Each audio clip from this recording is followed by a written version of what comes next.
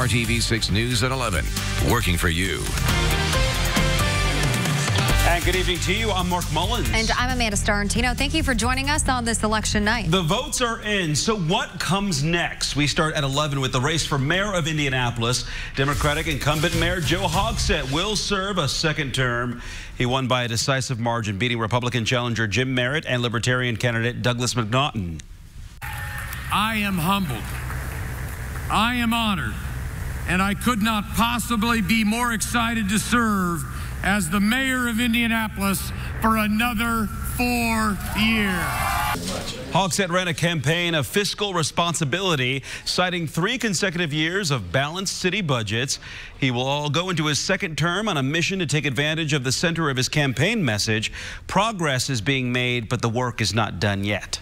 Our city owes its past and its future, not to those who have fought to keep things the same, but to those who have fearlessly pushed us toward change and toward progress. Jim Merritt will continue serving as a state senator. He announced his candidacy in early January and focused much of his campaign on the city's problems with crime and infrastructure. During his concession speech, he praised the people of Indianapolis. It's been really joy to get to know the city I've lived in for 60 years. Every nook, every corner I explored, and we have a lot of great shining stars out there who are taking care of our city for us in a very much a volunteer way. And as many of you know in this room, I will endeavor to do more in my community because of what I've experienced in the last 10 months. Says he hopes supporters build on the issues of his campaign. Well, from safety to affordable housing to food deserts, RTV6 asked you what you want from your elected officials now that you've won your vote. We start with RTV6's Cameron Riddle on the east side of Indianapolis. The race to lead Indianapolis is over. Now residents are deciding what they want next for their city. Thank you. As the city's next round of leaders are elected to public office, residents, employees, and business owners of the Near East Side are preparing their quality of life plan, a list of action items they want elected officials to bring to their neighborhoods. Economic development, jobs in the area, pulling together ideas. Another thing would be transportation and transit-oriented development. That's a huge thing, so people can get around without having to use a vehicle. From arts and culture to housing, safety, and transportation, the people of Indianapolis's neighborhoods are engaged. Now they're hoping those in the city-county building are listening to those who sent them there. I think that Indianapolis does a great job of supporting kind of this outside influence, probably more so from the conventions. And I think as a resident and a homeowner, especially in the Near East Side, I think we're looking to infuse more culture from our local artists, our local businesses, just local thinkers, bringing the things that make Indianapolis and the Midwest unique. As the saying goes, all politics is local, and the discussion starts with neighbors talking to neighbors. God gave you 2 ears for a reason, and I think we all need to take some time to maybe listen to each other. And I think once we understand what each other are kind of like seeing for the community, maybe we'll have a better sense of what our community should look like. Working for you in Indianapolis, Cameron Riddle, RTV6. Well, many people in the city struggle to find fresh, healthy food in their own communities. And another big issue we're looking into tonight is a $400,000 grant from the city made the opening of a bodega possible this summer in one of the city's food deserts. RTV6's Cornelius Hawker is on the near northwest side, showing us how things are going and what is behind Cleo's Bodega and what they want to see happen in the future. Regardless of who ends up winning the election, is to understand that food should not be political. That's Brandon Cosby, executive director at Flanner House, and also one of the people behind Cleo's Bodega. But you have residents in its largest city that can't gain access to sustainable, affordable produce. that should not be a political conversation. That's a moral conversation. Open since June of this year, Cosby tells me Cleo's Bodega, grocery and cafe has turned into more than a place to buy groceries.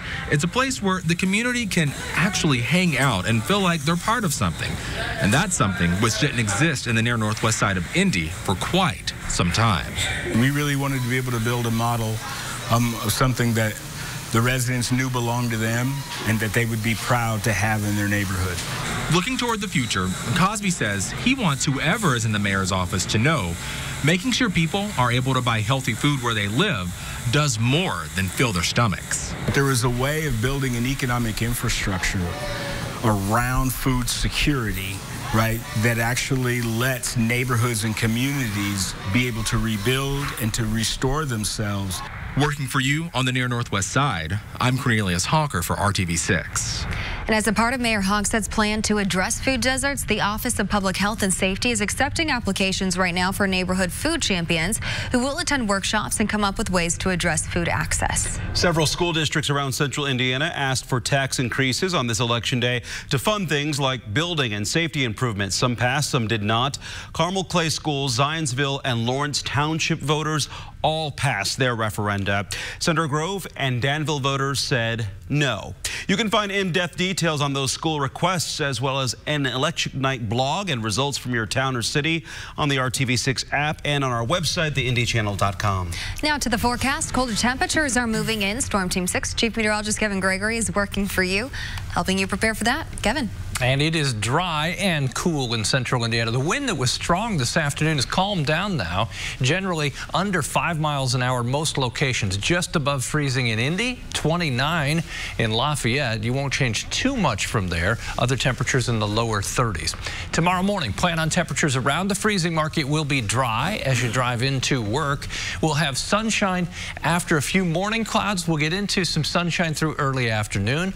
Late in the day, we see the cloud cover increase with the chance for showers tomorrow night. 50 at noon tomorrow, sunshine early afternoon. The clouds roll in during the evening. Temperatures peak at about 55 degrees. We'll talk about chances for rain mixing with snow and a big change for next week coming up. All right, Kevin, see you soon. Investigators say no one is hurt, but an apartment is heavily damaged after a stolen van being pursued by police crashed into an apartment on the northeast side of Indianapolis.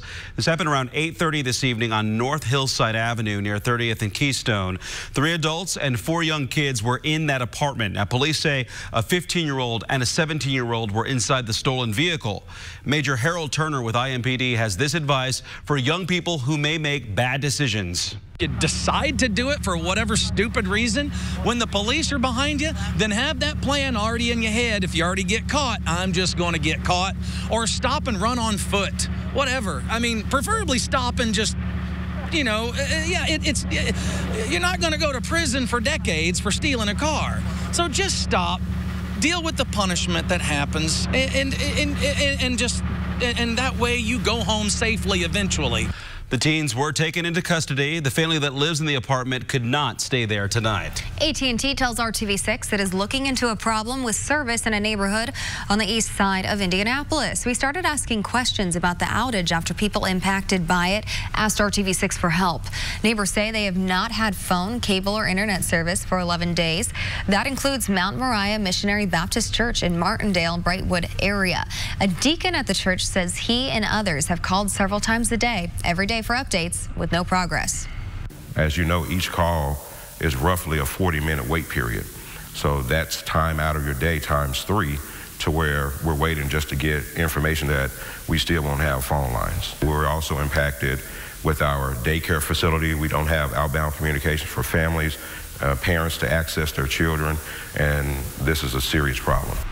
RTV6 will continue to follow up on this problem until it gets fixed. If you have a problem and need help getting results, contact us at workingforyou at RTV6.com. A disturbing discovery at a church on the southeast side of Indianapolis. Police were called to the Religious Education Center of St. Patrick Catholic Church on East Prospect Street after a woman was found dead in the building this morning. Investigators say the case is a homicide. The victim has been identified as Julie Morey. How Morey was killed has not been released yet.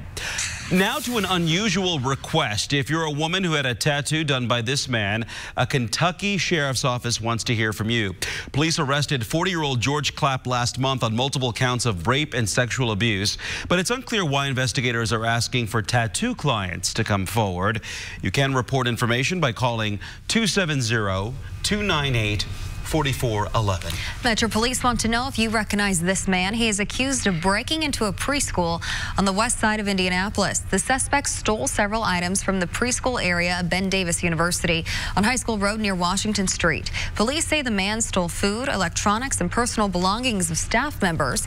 If you have information, call Crime Stoppers at 317-262-TIPS. An early heads up for Red Line riders. The Monumental Marathon on Saturday will impact service. Indigo will operate a modified Red Line route during the race.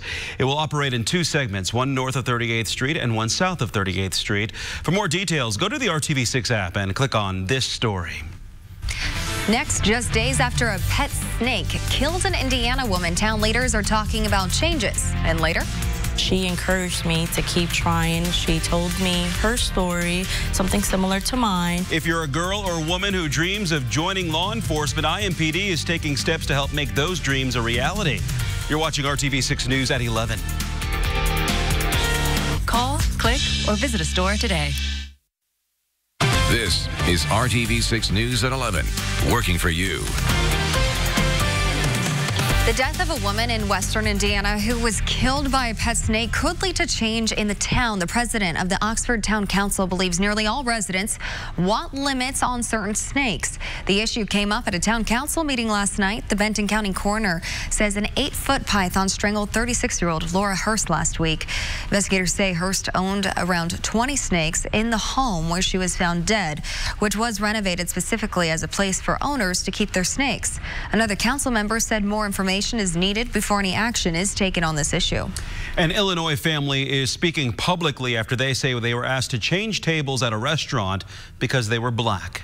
The host comes back up front and he says, or he asked me, what race are you? So I was immediately astonished I was even asked this question, but I responded, what does that matter? And so the host said, well, we have a regular customer here who doesn't want to sit around black people. The family says this happened on October 26th at a Buffalo Wild Wings in Naperville, a suburb of Chicago. The group of nearly 20 people included several children. The woman who posted about the incident on Facebook also spoke today. I posted it without a video because in the moment, that's not what we cared about. We didn't have any altercation. We weren't being disrespectful. We just were trying to get answers. So it wasn't of an interest to anybody around us to bust out a video and take a video of us. So there is no evidence in that form, but we lived it. We were there, so we feel it. So that's our evidence. Buffalo Wild Wings says 2 employees involved have been fired. Others will undergo sensitivity training. Now to the latest on the impeachment inquiry. Democrats have released 2 additional transcripts from closed-door testimonies. ABC's Serena Marshall reports one member of the administration submitted a surprising revised testimony. A stunning reversal from one of the president's point men on Ukraine. Gordon Sondland, the EU ambassador, telling lawmakers in testimony he revised just this past Monday. There was a quid pro quo around the military aid to Ukraine, and it was tied directly to a public investigation of President Trump's political rivals. Sondland adding the public statement would need to come directly from President Zelensky himself. Telling lawmakers his recollection was refreshed after the closed-door testimony from Bill Taylor, the top U.S. diplomat in Ukraine, and Tim Morrison, a former Russia expert who worked in the White House. Sondland, a Trump mega-donor, rewarded with the ambassadorship, told lawmakers when it came to those text messages he had exchanged with Taylor. The text message that I saw from Ambassador Sondland, who's highly respected, was there's no quid pro quo. He said that. He was just repeating what the president told him to say. And when it came to Ukraine, the president just kept saying, talk to Rudy, talk to Rudy. That's his personal lawyer, Rudy Giuliani. He says Giuliani's demands of Ukraine became increasingly, quote, insidious. Kurt Volker, the former special envoy to Ukraine, had also told lawmakers, according to his transcript released Tuesday, Giuliani was a problem that was impeding U.S. policy with Ukraine. And he told Giuliani the allegations he was pursuing about former Vice President Biden were not credible. In a statement, the White House argues the transcript shows even less evidence for impeachment than previously thought. And the Republican leader in the Senate predicting, if it were today, I don't think there's any question it would not lead to a removal. House Democrats have also now requested Acting Chief of Staff Mick Mulvaney sit for a deposition on Friday. But like the ones earlier this week, it's likely the White House will try to block it. Serena Marshall, ABC News, Washington. All eyes are on the tide race for governor in Kentucky. President Trump was in Lexington last night, urging voters to support incumbent Governor Matt Bevin. But tonight, Bevin is trailing Democrat Andy Beshear by less than 6,000 votes. The final result is still too close to call. Beshear has been serving as Kentucky's Attorney General. Well, instead of beach balls, visitors to a beach in Finland will find snowballs. Well, they're actually more like ice balls, and they're covering miles of shoreline on an island in the northern Baltic Sea. The ice balls form when turbulent water near the shore breaks up a layer of slushy ice. The layers of slush stick together, and they build up in the water. That's pretty cool to see. Interesting. Huh. Ice Not the kind of balls. beach I'm used to, but okay. Right. Snowballs. Things Mother Nature What does. it is another sign of winter. Right. And that's on the I've way. got Yeah, some thanks for signs. the reminder, Kevin. Yeah, well, it'll be a full-fledged reminder as we get into next week. Look at this, coldest air of the season. Temperatures in the teens for lows, and high temperatures will stay below the freezing mark. High pressure will sit over the northern plains, and the flow will come in from Canada through the Great Lakes and send our temperatures into the deep freeze for this time of year. It will certainly feel more like January than November. Some of the record temperatures are in the mid-teens, 14 or 15. We'll be at least in around 18. Temperatures Monday and Tuesday for highs, again, below freezing. Not to say that we won't have some cold temperatures before then, but not tomorrow. Tomorrow will be the warmest day in the forecast. We'll climb into the mid-50s. The clouds increase late in the day, dry through the day. Our chance for showers tomorrow night. Difference maker tomorrow will be the south wind that will be anywhere from 10 to 20 miles per hour. Bringing in the warmer temperatures. Enjoy this because temperatures will be cooler as we get to Thursday. We go from the mid-50s tomorrow to falling temperatures through the day on Thursday. Morning rain mixing with or changing to snow showers. This is 7 a.m. Thursday morning. The blue represents some snow. There's the rain. Notice how then this slides to the south and east, kind of expands because the cold air is catching the moisture. There are snow showers throughout central Indiana, 10 a.m. on Thursday. By the time we get to early afternoon, starting to push to the south and east with ongoing snow showers anywhere from Indy toward Richmond, down I-74 to Cincinnati, and I-65 down toward Louisville. That will move out as we get to the afternoon, evening hours. Thursday temperatures, again, morning high temperatures. They fall from there. As we step into the weekend, a dry weekend, temperatures moderate a little bit, giving us a little false confidence because there we go. That strong cold front Sunday night opens the door to those very frigid temperatures Monday and Tuesday. Frigid in the sense that shouldn't be in November that we're having these temperatures. Our average high is 54 degrees. Could have some snow showers with that blast of cold air on Monday as well. At least we'll be with the rest of the country dealing with that. Yes, we won't be alone. We'll make some snowballs. All right, here's Dave first. A look at sports tonight. Yeah, things trending in a positive direction for Colts QB Jacoby Brissett. Sprained MCL, and that loss to the Steelers not ruled out for this Sunday's game. Brian Hoyer, though, on standby just in case. The team back at practice at the complex tomorrow. Good evening. Certainly feels like basketball weather outside, right? Winter's here. Had that fresh popcorn smell inside tonight. The official start of college hoops around the country, and IU wasting no time. Brad Brown has more. Plenty Plenty of energy for the Hoosiers. No surprise with the excitement that comes with the first game of the season. After an early lead, the IU offense struggled for a short stretch, but eventually the defense brought it back. Justin Smith scored 12 in the first half, finished the game with a team-high 24 points. Joey Brunk and Trace Jackson Davis each got the start in their IU debuts. Trace scored a couple times early. Brunk managed 11 points and 7 rebounds as the Hoosiers led 46-25 at halftime. Indiana opened the second by hitting its first 8 shots. Junior guard Al Durham provided a spark all night, 21 points, a perfect 7 of 7 from the field. IU shot 59% from the field, looking steady in the 98-65 win. We got to use defense to create our offense, especially with the kind of versatility that we have, the kind of athletes that we have. So I feel like if we just focus more on the defensive end, then we can get going. We have a lot of different guys that can help this team, and it's going to be strength by numbers. It's going to be by committee. And at the end of the day, this team, I think, is going to have to find a way to will itself to win with a lot of people doing a lot of different things. It's the first of 8 straight home games to open the regular season for the Hoosiers. They'll be back here on Saturday to take on Portland State. In Bloomington, Brad Brown, RTV6 Sports. And 2 more of note tomorrow night. 23rd ranked Purdue starts the season with Green Bay, and Butler hosts IUPUI. College hoops is back.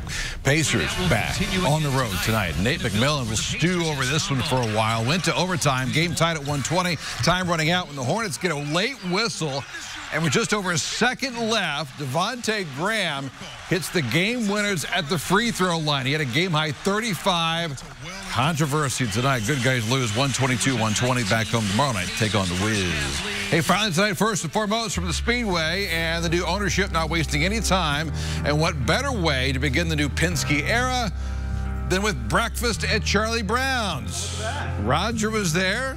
Holman and Company, Mark Miles, Speedway President Doug Bowles. And no word on who actually picked up the check at the end of the night. Not like you. I heard you get up and go to the restroom when the bill shows up. That's right. Is that accurate? Works every time. It is. By the way, Brownsburg's Gordon Hayward, career high 39 tonight. Good to see him back at it tonight. Look at that. Look at you getting called out. Brownsburg's up. What did it say again? You got called out. I did get called out, but like I said, I know works every time. I know. I haven't paid for a meal yet. We'll be right back. That's something I'd be proud about.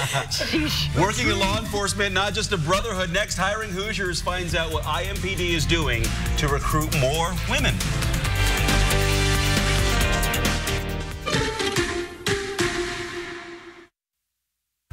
Welcome back. All week, Hiring Hoosiers is shining a light on companies and agencies that are working to recruit more women. That especially includes careers in male-dominated industries like law enforcement.